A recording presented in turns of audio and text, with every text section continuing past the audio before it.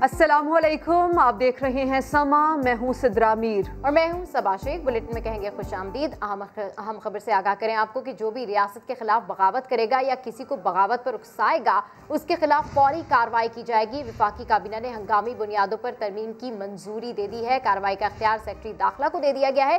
वजीर आजम की हिदायत पर एडिशनल सेक्रेटरी 2 की बजाय वफाकी सेक्रेटरी को इख्तियार दिया गया है। सूबाई हुकूमतें भी रियासत के खिलाफ बगावत के मुकदमात दर्ज करा सकेंगी।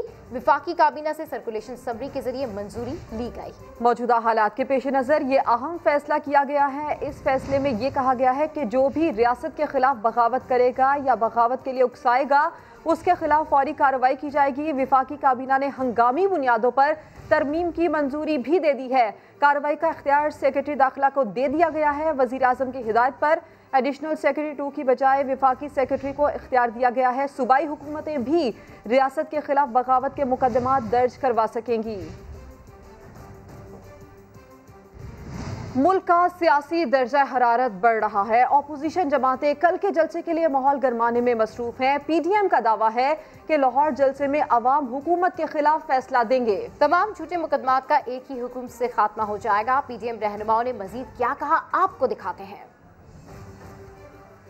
अपोजिशन जमातें अवामी ताकत दिखाने के लिए तैयार। रहनुमाओं की जलसा गाह में आमद। इंतजामात देखिए और मीडिया से गुफ्तगू में हुकूमत को खूब ललकारा। राना सनाउल्लाह कहते हैं मुल्क में गैर आईनी मुदाखलत के तमाम रास्ते कल से बंद हो जाएंगे। अब इमरान खान लियाजी साहब जो है वो अपने मुकदमात जो है वो दर्ज करवाने की फिक्र करें और मुकदमा दर्ज करवाएं, खुद मुद्दई बन के पटवारियों को हमारे खिलाफ मुद्दई न बनाएं। JUI के रहनुमा गफूर हैदरी भी जलसागाह आए। हुकूमत को खबरदार किया कि दहशत गर्दी का वाकया हुआ तो इमरान खान और वज़रा के खिलाफ मुकदमात दर्ज कराएंगे। लाहौर को भी बिला वजह ये नहीं कहा गया कि लाहौर पाकिस्तान का दिल है। जब दिल धड़कता है तो तमाम आज़ा मुतहर्रिक हो जाते हैं। जल्द इंशाअल्लाह इस हुकूमत का खात्मा होगा। मीनार पाकिस्तान के ग्राउंड में अपोजिशन जमातों के मुतादिद कारकुन भी मौजूद हैं जो कल के जलसे के लिए खासे पुरजोश हैं। तो PDM ने मीनार पाकिस्तान पर जलसे की तैयारियां शुरू कर दी हैं। पार्क के ताले तोड़कर कुर्सियां पहुंचा दी गई, स्टेज भी बनाया जाने लगा। जिला इंतजामिया ने मशकूक सरगर्मियों पर नजर रखने के लिए CCTV कैमरे नस्ब कर दिए हैं।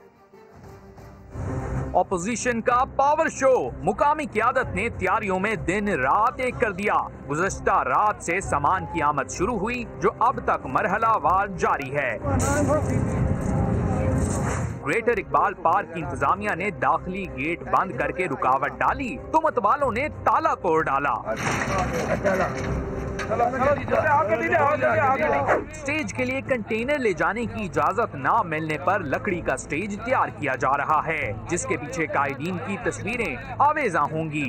नून लीग की तर्जुमान मरियम औरंगजेब का कहना है कि हुकूमत जितने मर्जी पर्चे काट ले जलसा जरूर होगा। इमरान साहब के इतला के लिए कुर्सियां लगनी शुरू हो गई हैं। आपने कहा था कुर्सियां लगने वालों और मुंतजमीन के खिलाफ FIR काटेंगे।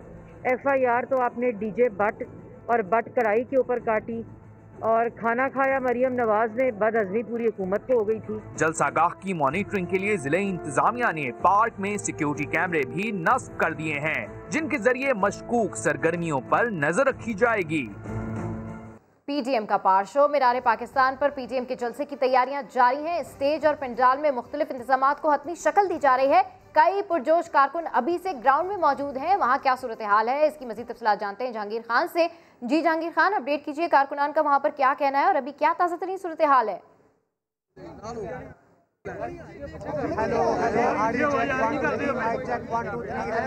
मीनार पाकिस्तान पर PDM के जलसे की तैयारियां जारी हैं। स्टेज और पंडाल में मुख्तलिफ इंतजामात को हतमी शक्ल दी जा रही है। कई पुरजोश कारकुन अभी से ग्राउंड में मौजूद हैं। आपको इस खबर से अपडेट कर रहे हैं PDM के जलसे के हवाले से। जिस तरीके से मीनार पाकिस्तान में तैयारियां जारी हैं, कुर्सियां पहुंचा दी गई हैं, वहां पर जो कारकुन मौजूद हैं वो अभी से पुरजोश नजर आ रहे हैं। इसकी मजीद तफसीलात जानते हैं जहांगीर खान से। जी जहांगीर खान, अपडेट कीजिए।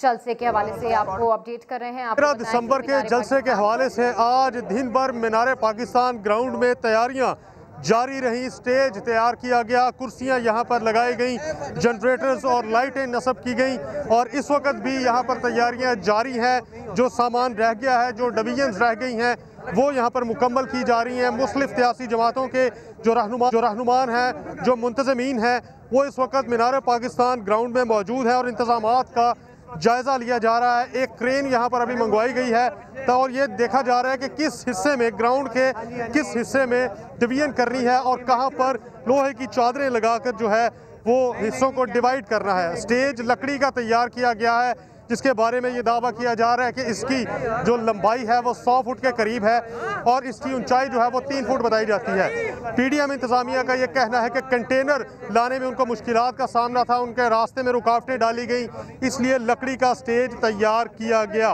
पुलिस की बात की जाए तो इंतज़ामिया या पुलिस की नफरी यहाँ पर तैनात नहीं की गई, क्योंकि ज़िले इंतज़ामिया का कहना है कि उनकी जानिब से मीनार पाकिस्तान ग्राउंड में जलसे की इजाज़त नहीं थी, इसलिए कोई सिक्योरिटी प्लान अभी तक इस जलसे की सिक्योरिटी के लिए जहांगीर खान, तैयारियां तो की जा रही हैं, वहां पर ये बताएं कि कितनी कुर्सियां मंगवाई गई हैं, कितनी कुर्सियां हैं?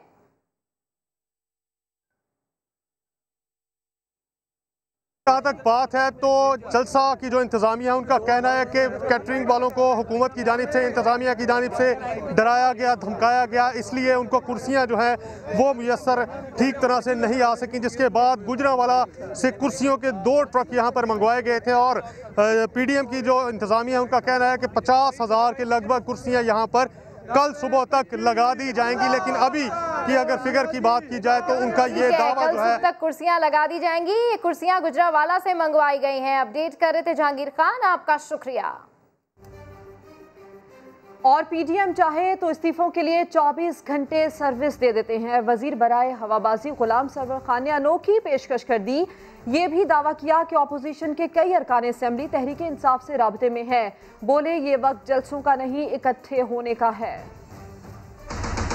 प्राइम मिनिस्टर की ऑफर के आए, अपोजिशन बैठ जाए, जो करप्शन के केसेस हैं उस पे बात नहीं होगी, नैब लॉज की अमेंडमेंट पे बात नहीं होगी, किसी नए एनआरओ पे बात नहीं होगी। हम किसी जलसे जुलूस से खाइफ नहीं। ये जो सेकंड फेज है कोविड का, ये पहले से ज्यादा खतरनाक। अच्छी बात है इस्तीफे दे, लेकिन जो है वो भी जाएगा हाथ से। पीपल्स पार्टी इस्तीफे नहीं देगी। मुस्लिम लीग नून के अंदर भी एक बड़ा दड़ा इस्तीफे देने के खिलाफ है। वो कहते हैं तो हम 24 आवर सर्विस देने के लिए तैयार हैं। 31 तारीख भी आ जाएगी, लोग इस्तीफे नहीं देंगे।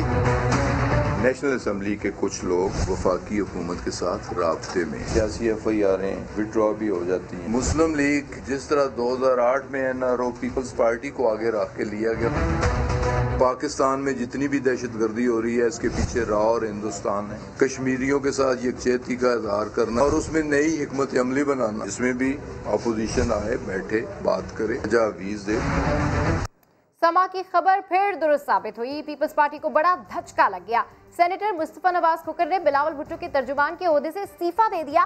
पीपल्स पार्टी के कई सीनियर रहनुमाओं ने मनाने के लिए मुस्तफा नवाज से राब्ते की कोशिश की, मगर उन्होंने फोन नहीं उठाया। मुस्तफा नवाज खोकर ने ट्वीट पैगाम में फोन न उठाने पर माजरत कर ली। लिखा, राब्ते की कोशिशें करने वाले पार्टी के दोस्तों का मशकूर हूं, लेकिन कुछ चीजों को समझने के लिए वक्त दरकार होगा।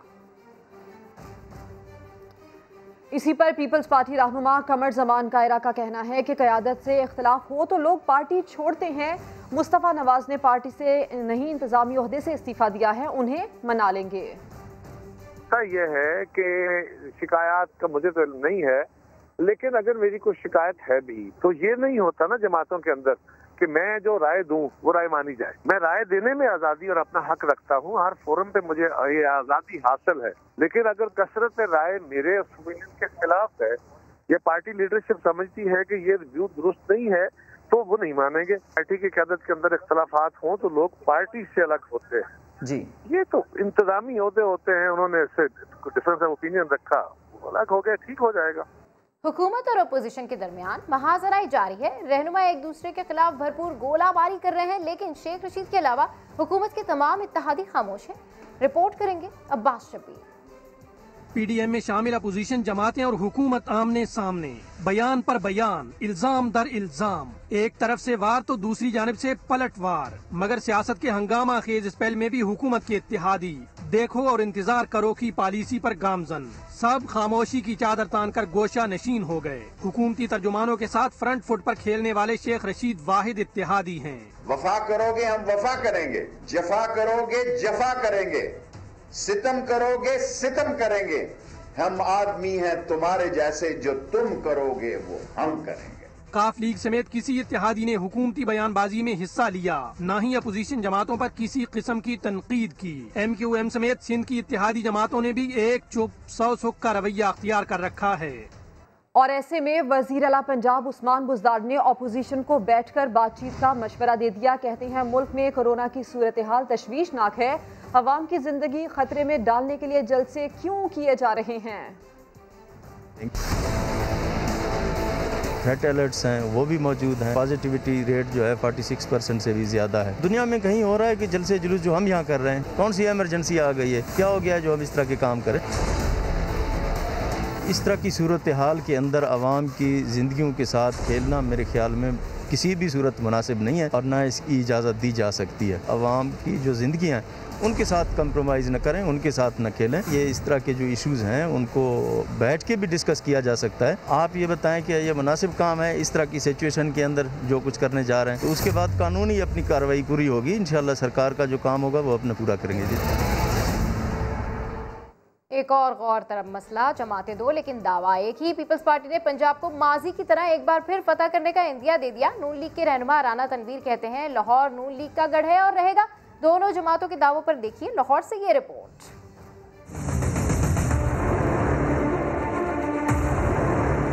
तख्ते लाहौर का हकदार कौन? हर सियासी जमात ने शहर को अपना हदफ बना लिया। पीपल्स पार्टी की मरकजी सेक्रेटरी इतलात नफीसा शाह ने कहा कि बिलावल सूबे में पार्टी को मजबूत बनाएंगे। कहा सूबे में उनकी जड़ें मजबूत हैं, यहाँ कई बड़े लीडर पैदा हुए।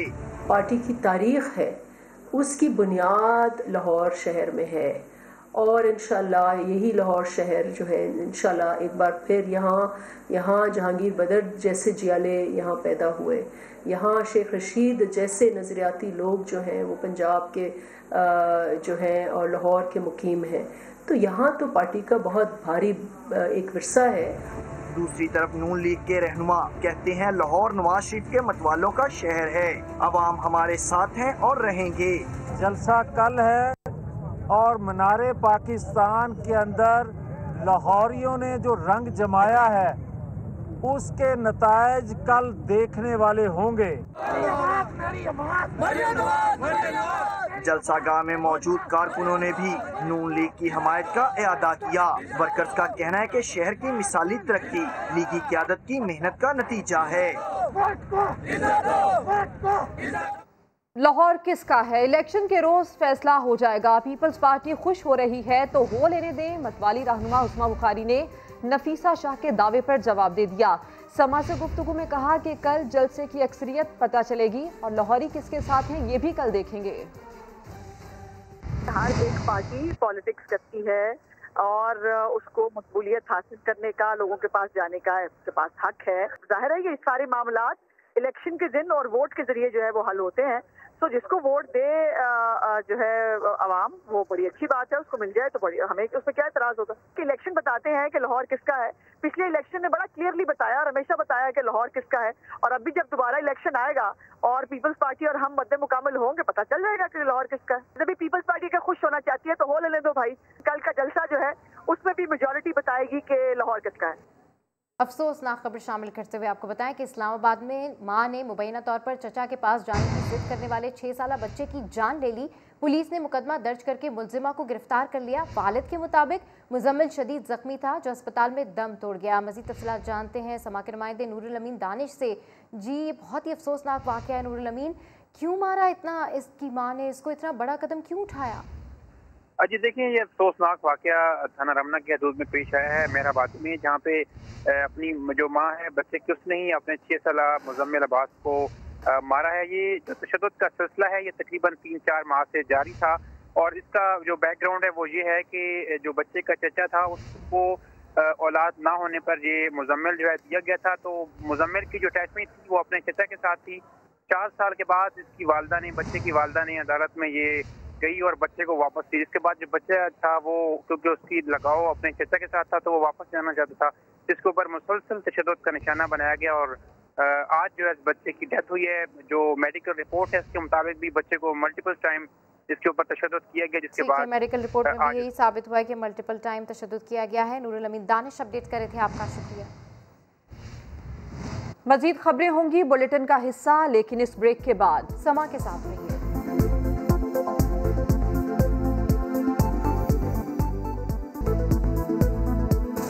Welcome back. महंगाई का शोर, लेकिन गाड़ियों की फरोख्त में 63% इजाफा। लगता है कि पाकिस्तानी गाड़ियों और मोटरसाइकिल्स की खरीदारी का नया रिकॉर्ड बनाने की तैयारी कर रहे हैं। इस साल नवंबर में पिछले साल के मुकाबले में 63% से ज्यादा गाड़ियां फरोख्त हुई। मिडिल क्लास ने भी 5 महीनों में 8 लाख मोटरसाइकिल्स खरीदी। किसानों ने भी पिछले साल की निस्बत 33% ज्यादा ट्रैक्टर्स खरीद डाले हैं। माहिरीन इस बारे में ये कहते हैं कि इस साल 20 लाख से ज्यादा गाड़ियों, मोटरसाइकिल्स और ट्रैक्टर्स की रिकॉर्ड फरोख्त हो सकती है। ये सेल्स मुसलसल बढ़ रही हैं, ये तमाम आदाद-ओ-शुमार ऊपर की तरफ जा रहे हैं। तो इसी हवाले से आपको ये बताएं कि मुल्क में गाड़ियों और मोटरसाइकिल्स की खरीदो फरोख्त बढ़ रही है और पाकिस्तान धड़ाधड़ गाड़ियां खरीदने लगा है। लगता यह है कि पाकिस्तानी गाड़ियों और मोटरसाइकिल्स की खरीदारी का नया रिकॉर्ड बनाने की तैयारी कर रहे हैं। इस साल नवंबर में पिछले साल के मुकाबले में 63% ज़्यादा गाड़ियाँ फरोख्त हुई हैं, जबकि मिडिल क्लास ने भी 5 महीनों में 8 लाख मोटरसाइकिल्स खरीद डाली हैं। किसानों ने भी पिछले साल की निस्बत 33% ज़्यादा ट्रैक्टर्स खरीद डाले हैं। इसी मामले पर बात करने के लिए इस वक्त हमारे साथ वजारत सनत व पैदावार के मातहत इदारे इंजीनियरिंग डेवलपमेंट बोर्ड के तर्जुमान आसिम अय्याज साहब मौजूद हैं। उनसे बात करते हैं। आसिम साहब, शुक्रिया आपके वक्त के लिए। ये बताइएगा कि ये गाड़ियों की सेल्स बढ़ना तो बड़ी खुशाइन बात है, मुल्क में कार मैन्युफैक्चरिंग का मुस्तकबिल कैसा आप देख रहे हैं और हुकूमती पॉलिसीज़ के तहत मार्केट पर क्या असरात होंगे? मुल्क में नई कंपनियां अपनी गाड़ियां लॉन्च कर रही हैं। अवाम के लिए सबसे पहली खुशखबरी तो ये है कि एक मुकाबला आ गया है। जो पहले टोयोटा, होंडा और सुजुकी की गाड़ियां बनती थी, अब पाकिस्तान में किया, Hyundai, MG, master motor, Changan, फोरलैंड, काफ़ी मुकाबला आ जाएगा। प्रोटॉन जो मलेशियन मेक है, वॉक्सवैगन ने भी लाइसेंस ले रखा है। तो फिलहाल तो एक चॉइस जो है कस्टमर को मिली है।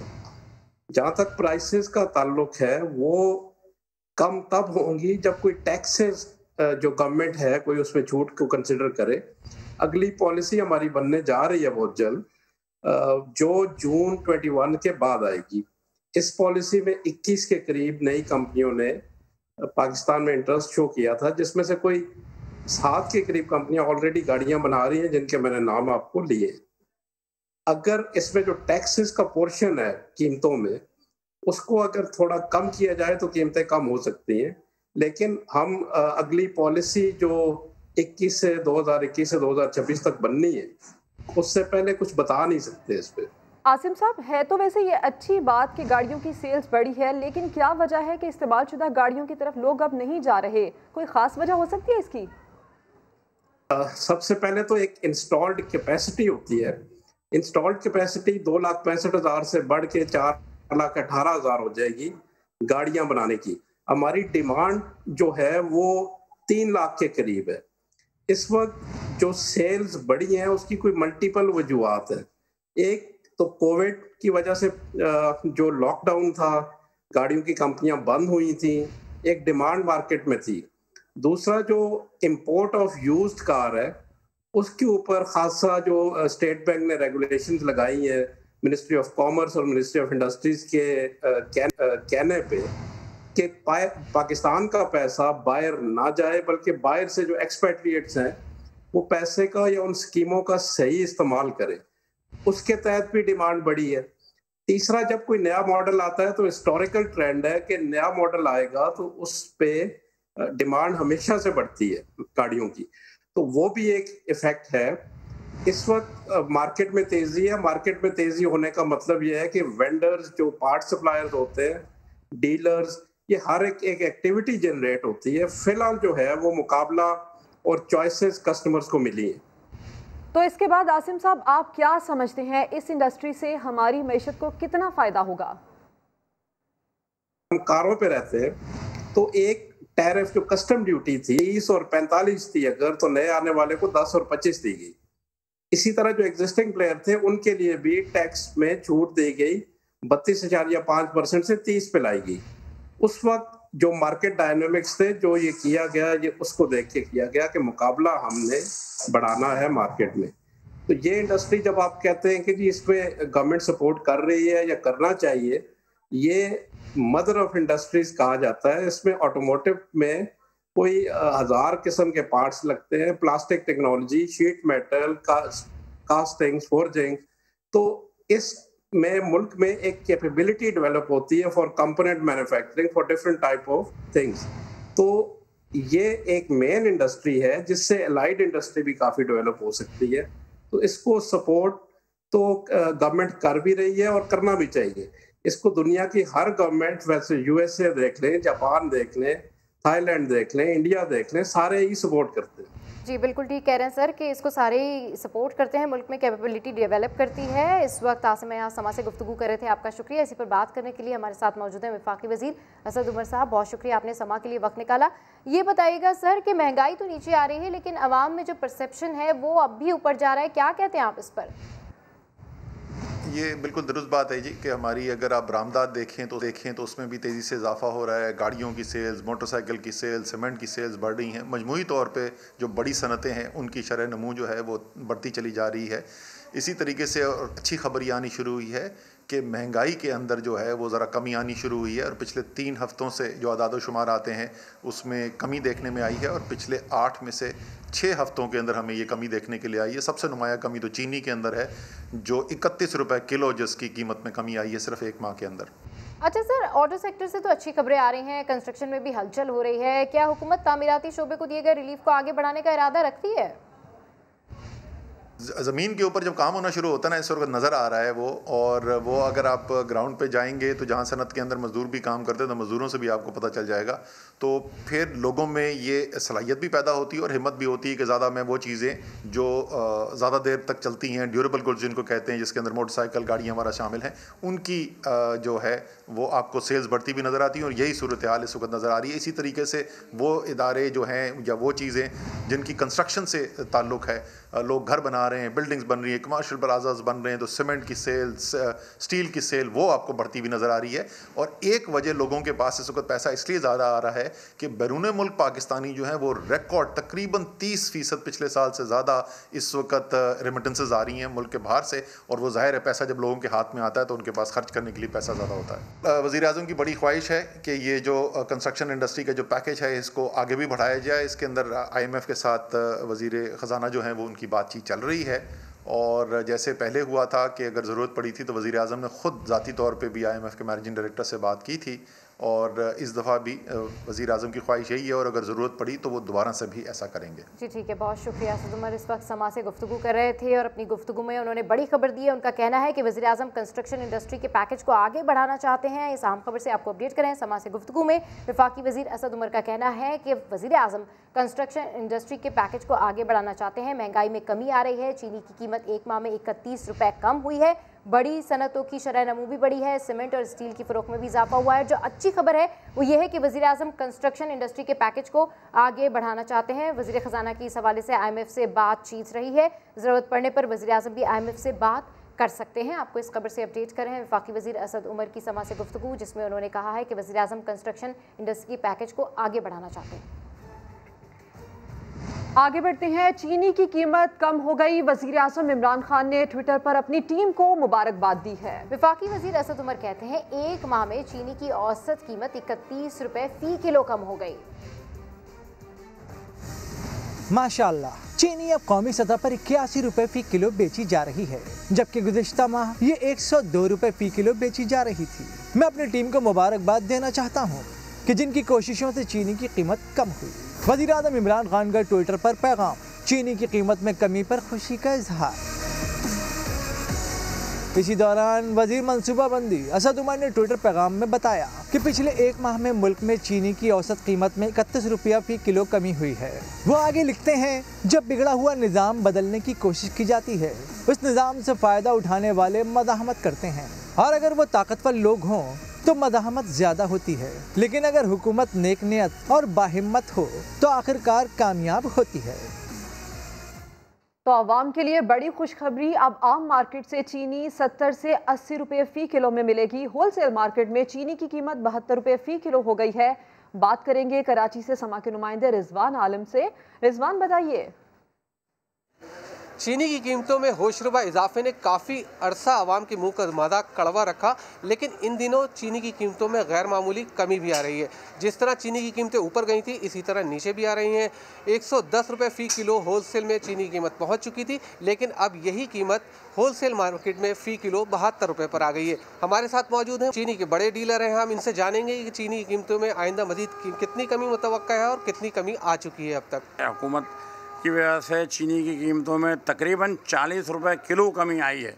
आज का रेट चीनी का 72 रुपये किलो है। चीनी माफिया की बहुत कोशिश है और वो अब भी मतलब रुकावट डाल रही है गन्ने को रोकने के लिए।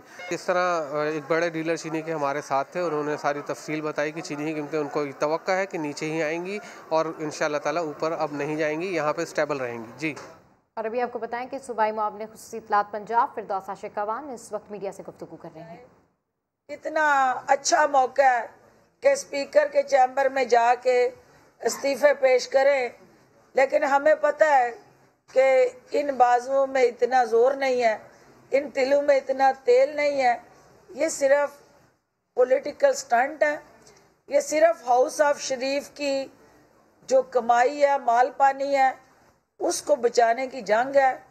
और ये सिर्फ और सिर्फ ये एक तरफ सिक्योरिटी थ्रेट है, दूसरी तरफ ये पॉलिटिकल थ्रेट्स हैं। तो पॉलिटिकल थ्रेट्स और सिक्योरिटी थ्रेट्स जो हैं वो दोनों जमहूरियत के लिए ज़हर कातिल है। हमें आगे बढ़ना है, कानून का तहफ़्फ़ुज़ करना है, और कानून जिसने भी हाथ में लिया, कानून ने हमेशा अपना रास्ता बनाया है और इंशाअल्लाह हुकूमत अपनी कानूनी आइनी जिम्मेदारियां अदा करेगी। लाहौर के जो शहरी हैं उन्होंने ये फ़ैसला कर लिया हुआ है कि जिनके हाथों से इक़्तिदार की लकीरें मिट चुकी हैं, शाही ख़ानदान को अब इक़्तिदार के सिंहासन पे बैठाना नहीं, आजमाए उनको आजमाना नहीं। और मोमन जो है वो बार बार एक ही सुराख से बार बार नहीं डसा जाता, तो लिहाजा हम एक दफ़ा फिर फिरदौस आशिकावान मीडिया से गुफ्तगू कर रही हैं। उनका कहना है कि आजमाए हुए लोगों को अब आजमाएंगे नहीं। आगे बढ़ते हैं। आर्मी चीफ ने कराची में बेसिक एविएशन कोर्स की पासिंग आउट परेड में शिरकत की है। आर्मी चीफ ने ASF की तरबियत और कारकर्दगी पर इत्मीनान का इजहार किया। सिपा सलार ने रेंजर्स हेडक्वार्टर सिंध का दौरा भी किया। इस हवाले से मजीद जानते हैं उस्मान खान से। उस्मान खान, मजीद बताइए इस विजिट के हवाले से। जी बिल्कुल, ये कराची में 48वीं बेसिक एविएशन सिक्योरिटी कोर्स की जो पासिंग आउट थी उसमें आर्मी चीफ की जानिब से शिरकत की गई है, जिसमें हाजिर सर्विस और रिटायर्ड अहदेदारों और पासिंग आउट ट्रेनियों के अहले खाना की भी बड़ी तादाद जो है वो शरीक हुई है। ASF ट्रेनियों की तरबियत से पाकिस्तान में हवाबाजी के तहफ़्फ़ुज़ के मेयार में इजाफा होगा, आर्मी चीफ का ऐसा कहना था और उन्होंने ट्रेनियों की तरबियत और कारकर्दगी पर इत्मीनान का इजहार किया। आर्मी चीफ ने फोर्स में ख़वातीन की शिरकत को भी सराहा और ट्रेनियों और उनके अहले खाना को भी मुबारकबाद पेश की। बाद जो पोजीशन होल्डर्स थे उसमें इनामात तकसीम किए गए और आर्मी चीफ ने के पहुंचने पर अकेडमी में एयरपोर्ट सिक्योरिटी फोर्स के DG ने इस्तकबाल किया और आर्मी चीफ की जानिब से हेडक्वार्टर पाकिस्तान रेंज सिंध का दौरा भी किया गया, जहां पर जनरल बाजवा का इस्तकबाल मेजर जनरल उमर अहमद बुखारी ने किया और आर्मी चीफ ने कराची में अमन और इस्तेकाम बरकरार रखने में सिंध रेंजर्स के ताउन को सराहा और कुर्बानियों को खराज तहसीन पेश किया गया। उसके बाद सिपा सलार ने यदगार शोधा पर हाजिरी भी दी, जहाँ पर फूलों की चादर चढ़ाई गई। ठीक है उस्मान खान, अपडेट करें, आपका शुक्रिया। और अब कुछ बात करते हैं पाकिस्तान मुखालिफ झूठी मुहिम के हवाले से, जिसमें भारत का जिम्मेदारी लेने से इनकार दफ्तर खारजा ने मुस्तरद कर दिया। तर्जुमान जाहिद हफीज कहते हैं डिसइंफो लैब की रिपोर्ट से साबित हो गया कि भारत जिम्मेदार या जमहूरी मुल्क नहीं। तर्जुमान दफ्तर खारजा ने कहा कि रिपोर्ट से भारत की बेबुनियाद मुहिम के खिलाफ पाकिस्तानी मौक़िफ़ को तक़वियत मिली। भारतीय इक़दाम पर अक़वाम मुत्तहिदा और यूरोपीय यूनियन नोटिस ले। स्विट्ज़रलैंड और बेल्जियम मामले में मुलव्वस NGOs की फंडिंग की तहकीकात भी की जाए। जाहिद हफीज़ का कहना था मकबूजा कश्मीर में मज़ालिम से तवज्जो हटाने की भारत की कोशिश कामयाब नहीं होगी। भारत में किसानों का एहतजाज। समाजी कारकुन रितु सिंह ने मोदी सरकार के बखिए उधेड़ दिए। सेक्युलर भारत के मुंह पर तमाचा दे मारा। कहती है नरेंद्र मोदी से ज्यादा झूठ कोई नहीं बोलता। मुसलमान एहतजाज करें तो दहशतगर्द बना दिए जाते हैं। मोदी सरकार भारत को चैन से बचा नहीं पा रही और दुश्मनी पड़ोसी ममालिक से भी कर रखी है। बुलेटिन में दीगर खबरें होंगी इस ब्रेक के बाद। समा के साथ रहिए।